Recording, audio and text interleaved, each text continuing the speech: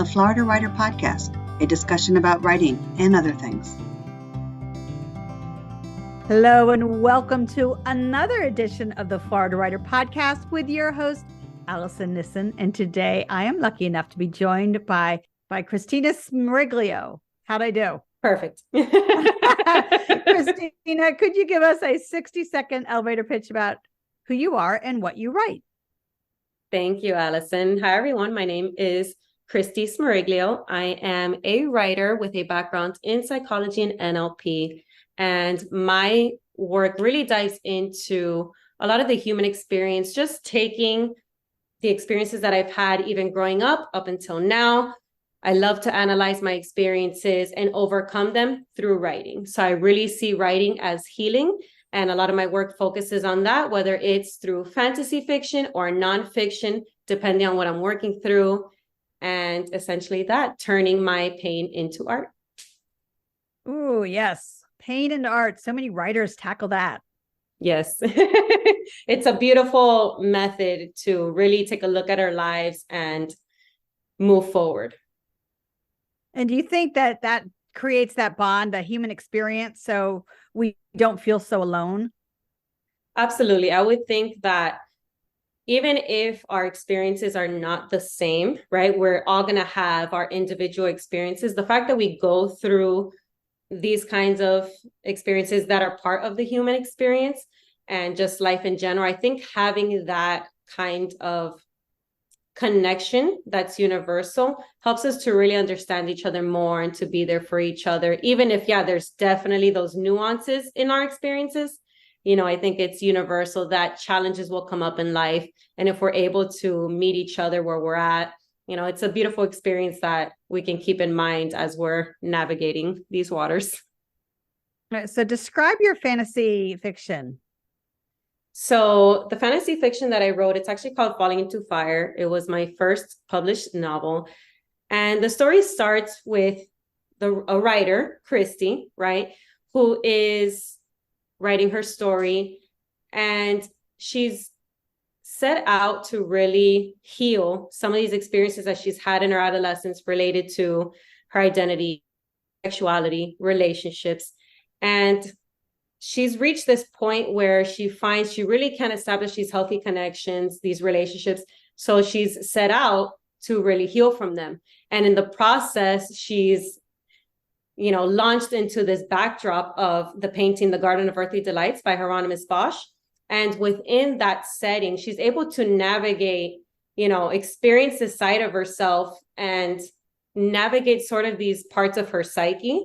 Right. And she's confronting these different experiences and these different parts of her in order to really analyze what's going on. Right. Because she's at a lost place when she starts. She doesn't know what to do, but she dives into herself in this way. And she's able to overcome and really see sort of the root of the problem. Right. And she overcomes that experience and she's able to have clarity over what's happened, and it kind of, launches her healing process. So that's essentially what it is in a nutshell. And you said her name is Kristy? Well, the character in the beginning, right? So the introduction starts with Kristy, but when it's in the painting, it's actually sort of like an avatar, right? That she takes on, and the avatar's name is Priella. And so it's in like this fantasy scape where I'm not sure if you're too familiar with the Garden of Earthly Delights, but it's sort of like this, moment in time. The painting is a triptych, right? Where on the left side, we have this like Adam and Eve kind of scenario. On the right, we have sort of like a hellscape. And in the center, we have this like middle ground, which different historians and researchers have kind of tried to pick apart what it means. But when I saw that, all I saw was chaos, right? Kind of like our human experience, right? There's like all this chaos and options for humans to go through. And so I used it as a space to really see so I kind of insert myself into this Priella avatar, and I'm looking at this setting through those eyes, right? Through the filter of everything that I have experienced. And I used it sort of like a safe space for me to process my experiences in a way that was different than just writing a memoir, right? Because part of what I was experiencing was I was having difficulty with my memory. Like, even though a lot of things were implanted in my brain, there was a lot that I'm like, oh, I'm not sure if I could really remember that exact moment, and I was all about like seeking the truth of my experience. And then I realized that's part of the difficulty of writing about these topics, right? Especially when it comes to abuse and, adolescent issues. I couldn't rely on my memory. So I realized the story that I had written it's in first person so that the reader can see this is reality for someone who's gone through these experiences. And this is how they're going to take these kinds of advice. Because a lot of the story, I have her like in these moments with friends, in these moments with the men she's trying to create relationships with. And you see like how she kind of navigates it, right? So by having it in a fantasy setting, kind of remove some of those like having to rely on real life memory, right? And focus on the fact that this is sort of like her psychosis, right? Like this was her experience because she was, has this kind of trauma and these wounds that she's filtering her life through. So having that fantasy setting really allowed me to confront these issues without having to focus on, oh, but is that really what that person was thinking? Was that really what happened? Because that's a different kind of exploration, right? But at the end of the day, like me as a person, like that's how I was viewing the world. That's how I was receiving all this treatment that I was getting at that time. And I thought that was important to show readers, this is an example of what someone who goes through these things, this is an example of how they can view the world, right? So that kind of experience and that format of making it fantasy allowed me to expand myself and play with these notions that the fantasy you play with and really confront my issues at the same time. Okay, this is fascinating. I love it in so many different ways, particularly as a memoirist. I can understand the idea of removing the barrier of exactness and exploring the chaos, to use your word, the chaos of memory, which is really fascinating. But I could see how we could use the same technique with our fiction characters as well. And it creates this, so it's another level of world building in so many ways, don't you think? Yes. I would say it did allow me to play with world building, kind of defining what the world is, right? Like, because yes, I'm using a painting, but I was able to use it for so much more. Like I did have the assistance that even historically, this painting has been analyzed to have certain symbols, and I definitely used them, right? They really matched with what the story I was trying to tell.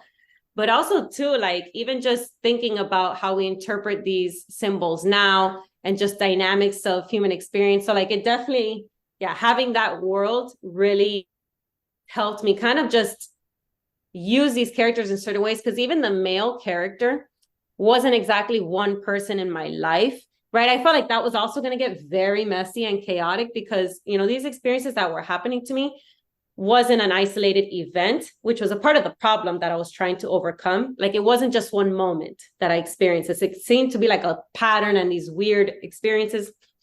So even the male character, he's kind of like a mixture and combination of something, like he represented the pattern that kept happening to me, right? And then just like even the female character, her best friend, yes, it was, partly based on conversations that I had with a particular person, but also even some of the techniques that character had was also influenced by other people in my life, other maternal figures, other friendly figures. So by having it be fictional characters, right, that were, even if they were inspired by real events, I was able to use them in certain ways to tell a bigger story that was kind of beyond me, but it helped me process these experiences. So, yeah. Tell me about the male character. Is he kind of a shapeshifter, or is he just morphs into different voices? No, he doesn't morph. He is one character. But what I meant to say is that the things that he tells her, right, and the experience that she goes through, since they do match real experiences that I went through, right, it wasn't just one person that treated me this way. So it seemed, like I said, like it was like a pattern. So what he tells her, she's heard by many people, right? So it's represented by this one character in the story. But if I related and connected to my real life, it wasn't just one person, right? So it's kind of a few experiences mixed, because, you know, I was able to tell a grander story than just have her, you know, meet this guy and he treats her one way, and then another guy, he meets her that way. You know, it was kind of like easier too, because I was trying to confront some like really heavy events in my life. And if I was to just go one by one of the different moments, it also was a lot for me to take in as well. So by having it with this one character and focusing on the kind of the patterns that I've noticed of that people were telling me, certain experiences that were very impactful, by having them mostly represented by this one character, it also was almost like easier for me to digest therapeutically, right? And in my healing, by having it come from one. But as a visual, it's one person that represents more. Yeah. What was your path to publication? So this story actually started when I was getting my master's in writing. I started writing this for my fiction writing workshop. And it was, you know, I had this prompt where I had to create a story based on a setting. And, you know, I kind of didn't know if I was going to create a setting or write about my hometown. But I had recalled this painting that was shown to me in another class. So I explored it. And then when I noticed what came out, you know, it stood out to me as one of the assignments, you know, most important in that program. When it came time to write my thesis, I actually initially knew I wanted to write about some of these themes, but I was initially going to go for nonfiction, because that was kind of like my intention in the whole time, like, oh, to do memoir, to do autobiography. But I had a struggle kind of defining, you know, meeting the criteria for what the thesis needed to be about. And they're like, oh, like, you know, maybe the nonfiction route isn't for you for this topic right now. You know, what else are you considering writing? So I was thinking about it. What can I expand on? So the story that I really loved the most was that one from fiction writing. So I turned it into my thesis, and that's when the story really grew, right? It went from like 8 pages long to like 45 pages long. It grew immensely. And so I always knew I wanted to publish it, but I didn't exactly know how. So a few years later, I was actually thinking of moving to New York City, because I'm like, oh, I want to get a job in publishing. Like, that makes the most sense. I didn't really have a lot of connections here. And it's funny, it was actually my cousin's husband who's like, oh, well, if you want to move to New York, you know, my friend, it was actually, well, it was his friend, sorry. So my cousin's husband's friend, he had a connection with somebody in New York. And he's like, oh, well, if you want to move to New York, I can connect you with my friend who lives there. He has a publishing company. Why don't you connect with him? So I ended up reaching out to that individual, and I got on the phone, and I was actually like, hey, yeah, so I'm thinking moving to New York City. I want a job in publishing. Do you have any editing positions available? Because I was really passionate about editing. And instead of telling me about the job opportunities, he's like, oh, well, you know, what do you write? And I was like, well, you know, so he was asking me about my writing. And then when I actually told him about my thesis, he was incredibly interested in learning more. So he's like, oh, send me a copy of your thesis. And then he read it and he offered me a contract, you know, so we started, yeah, it was kind of like interesting the way that worked out. I was intending on a job, got a book contract. And then that took a few years to really extend it to novel length, to really turn it from an academic thesis into, you know, a book that's ready for, you know, the commercial space. And it was an intense journey, being that this story is based on events from my real life. It was not a simple process, but I was so determined to heal and to really get the most out of this story. I'm like, I need to, you know, overcome this. I'm like, I don't care who sees my dirty laundry. Like, I really do not care, because I also knew that if I can overcome it and, you know, go to school, get a master's, be this, you know, successful adult, you know, I was very, even though I was still healing, I was very proud of how far I had come. I was like, you know, I know that other people can benefit from this story, whether it's they've gone through this experience themselves or they know someone who has. So I knew I had to write it. And even if it was challenging throughout the way, I'm like, I want this book out there, right? So, after a few years, it was published, and yeah, I'm proud of it. It's been a journey. Like I said, it was intense because of the content itself, and I had to kind of disconnect from it a lot, because I was writing it for the commercial space, but it's a wonderful journey. You said something that caught my attention. And so I have a graduate degree in literature, so not in writing. Nice. A lot of people I meet with have an MFA and, in writing, concentration in writing. So you went from, I assume, which was an MFA. Well, it's MA. It wasn't an MFA. Oh, okay. It was a general. Okay. Master's. So you had a Master's of Arts, and you were focusing on the writing, which is great. So you were doing that, and then you took it from an academic perspective into the commercial marketing. How's that transition? I mean, was that really challenging, or was it more like expanding it as opposed to having to backtrack and make it sound less academic? It was challenging because also the way that my thesis advisor, I think it also had a lot to do with my audience, right? So my thesis advisor and my reader were both females, and I tended to write in a very poetic way. I was very into poetry. So I was talking about these things very poetically, even in the language that I use. It was more like artsy in a way, kind of meshing with the painting itself, and it was more fantastical.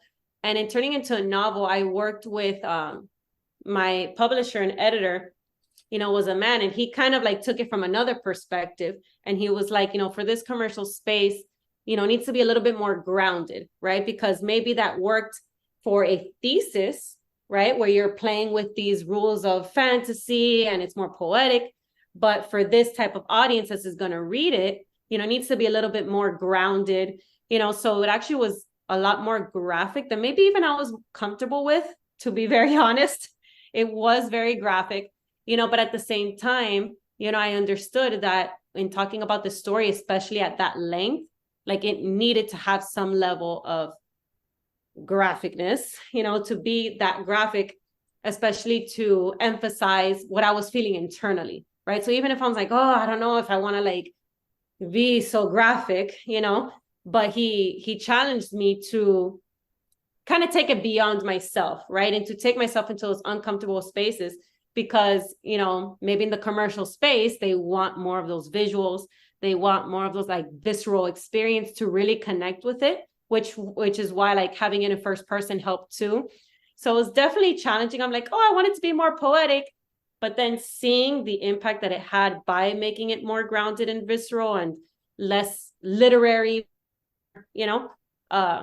straightforward, it also allowed me to heal also, right? Because I think that making it more poetic did have a little bit of disconnection. By making it a lot more realistic, it definitely, even though it was fantasy, by making it more realistic, I had to confront the material in a different way too. So I'm really grateful for both aspects, right? I could think about it academically and critically, using the tropes of the genre, but then turning it into the actual novel and taking from it, that experience. I'm very grateful for, my editor pushing me in that way too, and challenging me to see my experience a different way. So definitely challenging, but I think each layer has only brought up more healing, because of each step. So I like it. Wow. Kristy, this has been such a great conversation. I have learned a lot just from our, from what we've been talking about. But how can people get in touch with you? How can they learn more about you and your new book? So I can be reached. I'm on social media. My handle for social media is @Kristy Smeriglio, pretty much anywhere. I can also be reached via email at kristysmeriglio@gmail.com. But primarily, a lot of this information, you can find it on my website, kristysmeriglio.com, where you'll have information about, my books, which are available on Barnes & Noble and Amazon, as well as just, some of my other types of writings. I have a blog and different services. So kristysmeriglio.com is going to be probably the most direct way where you can see like a portfolio of my work and how to get in contact with me. Wonderful. Are you ready to switch to our rapid fire questions? Yes.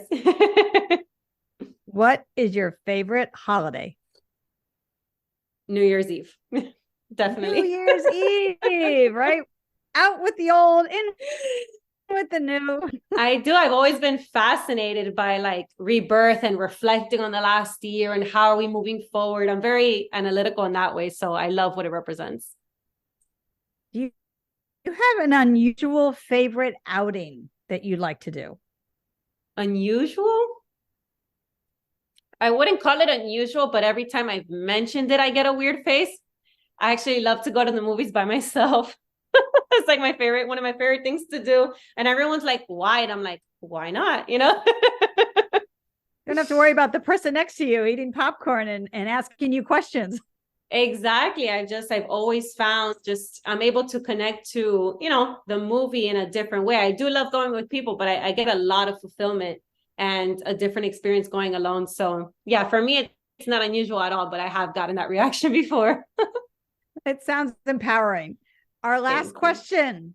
What is on your bucket list? On my bucket list, I would say to go to Greece. I've been wanting to go since I've ever heard of like my grandparents traveling there. And also it is my top priority. I know it's going to sound maybe a little bit out there, but I really have this calling to get on a ship, primarily like maybe like a yacht type of chartered ship where I get to live out in the open sea for at least like 3 months. I don't know. I really want to be out in the ocean. I would say 1 to 3 months, but the main thing being an extended period of time where I could be like on a private ship and then work from there and just be in the open ocean. I love cruises, and to have that kind of space of, that private experience with maybe like close family, it's like number 1 on my bucket list. That could fall under your unusual favorite outing too. Right? True. Kristy, this has been such a great conversation. Definitely. Thank you. I've loved being on this show. You have been listening to another edition of the Florida Writer Podcast with your host, Alison Nissen. Alison out. Woo! We're all done. Oh, thank you. Kristy Smeriglio has always been fascinated by the complexities of the human experience. She strives to understand the roles of the mind and the heart, of the psyche and emotions, and so it has become the main theme of her work. Kristy focuses particularly on how the mind and our emotions are affected by our environment and experiences. She has a master's degree in writing, a bachelor's in psychology, and a license in neuro-linguistic programming. She combines all this knowledge and wealth of experience in her writing and editing. She currently lives in Miami, Florida, where she works as a copywriter and editor for entrepreneurs. Using a holistic approach, she helps clients get to the heart of their message so they can communicate it effectively and achieve their true intentions through writing. Find her book, Falling into Fire, wherever books are sold. For more information on Kristy, visit her at kristysmeriglio.com. For more information on the Florida Writers Association, visit us at floridawriters.org. Until next time.